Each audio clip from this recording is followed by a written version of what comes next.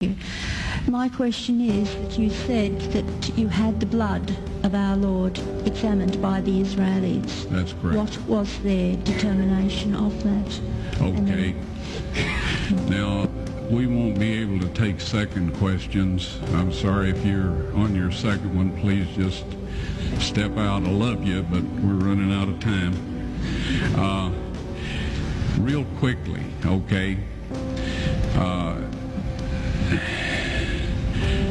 Dried blood is dead blood.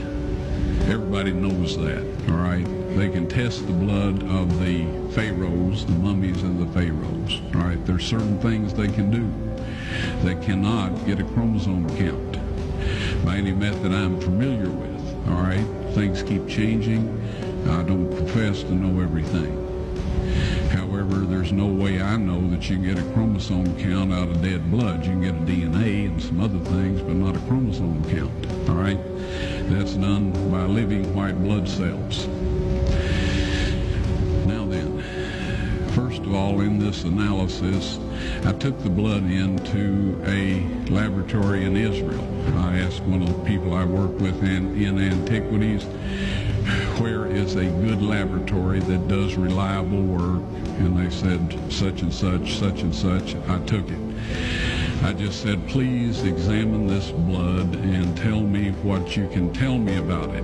All right? They said, well, look, we're going to reconstitute it. We're going to put it in normal saline and keep it at body temperature for 72 hours with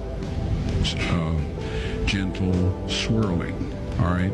That's their business. That's great. I said, now I want to be there when you check it out. They said, fine. So I was back.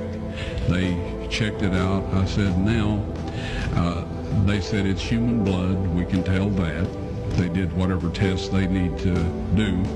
And then I said, take some of the white blood cells and put them in a growth medium and keep them at body temperature for 48 hours. And they said, well, that'll do no good because it's dead blood.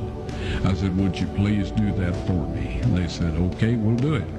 So anyway, I said, I want to be there when you take it out and examine it. So I was back there. They took it out, examined it under a microscope, and the one technician called the other one over there, and then they called the boss over there, and they were talking Hebrew a mile a minute there for a little bit, and they looked at me and they said, Mr. Wyatt, this human blood only has 24 chromosomes in it. Everybody else has 46. You see, 23 from your mother, 23 from your father, 22 autosomes from your mother, 22 autosomes from your father. You get an X from your mother, you may get an X or a Y from your father, all right? This blood had 23 chromosomes from the mother's side, one Y chromosome only.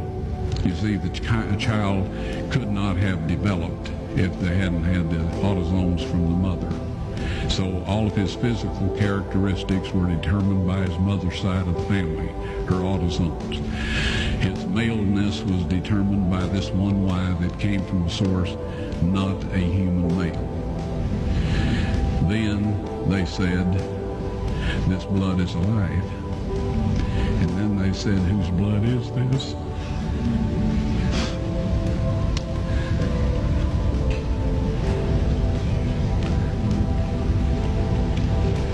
I said, it's the blood of your Messiah.